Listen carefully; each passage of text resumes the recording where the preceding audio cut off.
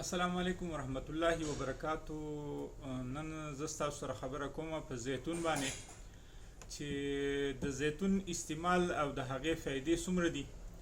او دا استعمال او فایدې د قرآن او د حدیث نه او ورسره به مونږ په ساینس او په میډیکل کې د دې استعمال او فایدو باندې هم خبره کوو. دا ټول تاسو کتلی شئ زما سره په امان الله حجابي کې. زه په خپله باندې امان الله یم. زما ویډیوز که ستاسو خوښیږي نو لایک او شیر ورسره ورکوئ او که په چینل باندې نه وي نو چینل ورسره سبسکرایب کړئ، د بیل آیکان ورسره هم وهئ. زیتون چې دی دا په اسلام کې دې ته ډېره مبارکه ونه ویلی کېږي ځکه چې په قرآن کې د دې ذکر راغلی دی. بسم الله الرحمن الرحیم. الله پاک فرمایي والتین والزیتون چې په دې کې الله پاک قسم خوري په انځر باندې او په زیتون په ونه باندې او دغه شانتي الله پاک په بل ځای کې فرمایي بسم الله الرحمن الرحیم الله نور السماوات والارض كمثل نوره كمشكاة فيها مصباح المصباح في زجاجة الزجاجة كأنها كوكب دري يوقد من شجرة مباركة زيتونة لا شرقية ولا غربية. نو که دا کوم آیات مبارکه چې دی په دې کې هم د زیتون چې دی هغه ذکر شوی دی. په دې وجه باندې اسلام کې زیتون ته چې دی دا ډېر په قدر سره کتلی شي او دا ډېره مبارکه ونه ده ځکه چې الله پاک د زیتون کوم مثال چې ورکړی دی په قرآن کې چې د دې ونه چې دا مبارکه ونه ده او د دې تیل چې دی هغه مبارک دي. د دې آیاتونو مبارکونه د دې د اهمیت او د فضیلت پته لګي ځکه چې الله پاک د زیتون ونه چې دا د هغې د نور سره تشبیه ورکړې ده چې الله پاک څنګه چې الله پاک فرمایي چې الله نور السماوات. په دې آیت مبارکه کې الله پاک د زیتون ذکر ورسره کړی دی او دغه شانتي په ډېر احادیث مبارکه چې دي په هغې کې هم د زیتون طرف ته اشاره ده. ابو داود شریف کې حضرت عبدالله بن عمر رضی الله تعالی عنه نه روایت دی چې نبی صلی الله علیه وسلم وفرمایل چې د هغې مفهوم داسې دی چې تاسو د زیتون د ونې نه تیل حاصل کړئ او دغه تیل په وجود باندې مالش کوئ ځکه چې دا د یو مبارکې ونې نه راوتي دي. په بل ځای کې سنن ترمذي چې دی یو حدیث نقل کړی دی چې نبی صلی الله علیه وسلم د ذات الجنب یو بیماری ده چې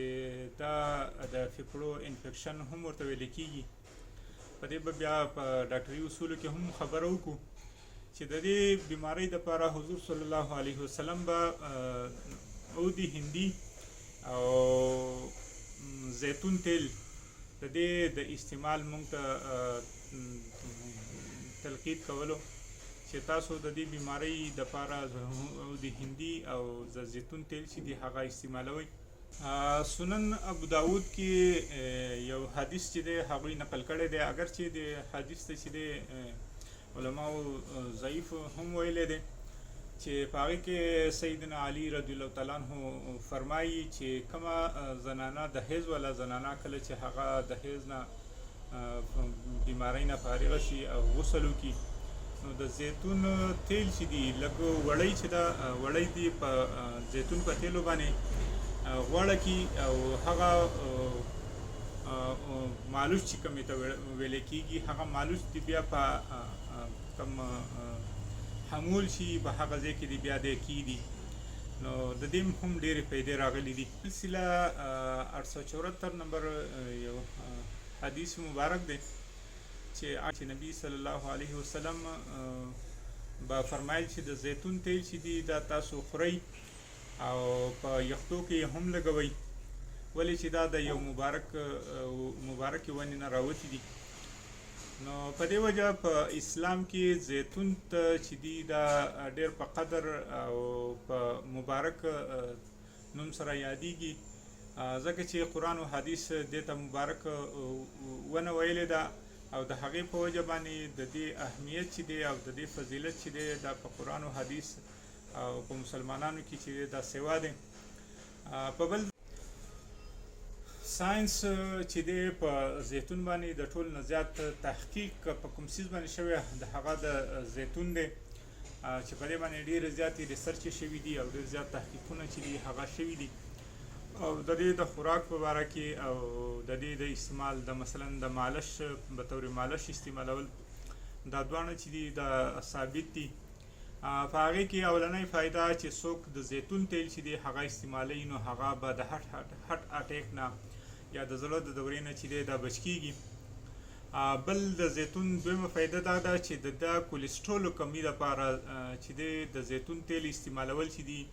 دا د ټولو نه بهترین آیل دی او تیل دی چې د چا کولیسټرول نو هغه دی د زیتون تیل استعمالوي ځکه چې په دې کې کولیسټرول چې دا 0% وي. بیا به په دې باندې هم مونږ خبره کوو چې آیا د زیتون تیل چې دی دا به اوریجنل تاسو راوړئ څنګه د کوم ځای نه به راوړئ او دا به تاسو پیژنئ څنګه.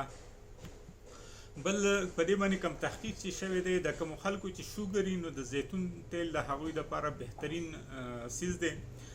چې د هغې سره د هغه شوګر چې دی لا کنټرول کېږي. څلورم د کینسر نه د بچاو دپاره زیتون استعمالول خاص کر برست کم کینسر چې وي چې زیات زنانو ته سړو ته هم کېږي دا چې د دې دپاره د زیتون تیل استعمالول دا د ټولو نه بهترین دي. او بل د هډوکو د مضبوطیا دپاره د زیتون تیل استعمالول دا ساینس او ایلوپیتک کم ډاکټري طریقه علاج چې دی په هغې کې د ټولو نه بهترین څیز دی. او کوم سټروک چې وي شپږم نمبر چې مثلا کوم خلکو ته فالج اټیک کېږي خطره وي ورته سټروک کېږي نو د هغې دپاره د زیتون تیل استعمالول چې دي د ټولو نه بهترین څیز دی. او بل د زیتون تیلو استعمالول مثلا انټي ایجنګ ځینې خلک داسې وي چې هغه د خپل عمر نه زیات ښکاري مثلا د یو سړي به عمر وي 20 سال یا 30 سال هغه به د 40 یا د 45 سالو ښکاري نو کوم خلک چې د زیتون تیل استعمالوي انټي ایجنګ به په هغوی کې ډېر کم وي مثلا د خپل عمر نه به دی کم ښکاري زیات به نه ښکاري. اتم نمبر د مونږ د فزیکل وجود چې دی د دې خیال ساتو مثلا کم فزیکل زمونږ وجود چې دی نو د او کم چې د دماغي صحت دی نو د هغې دپاره د زیتون استعمال دا د ټولو نه بهترین دی چې په د زیتون استعمال سره د انسان دماغي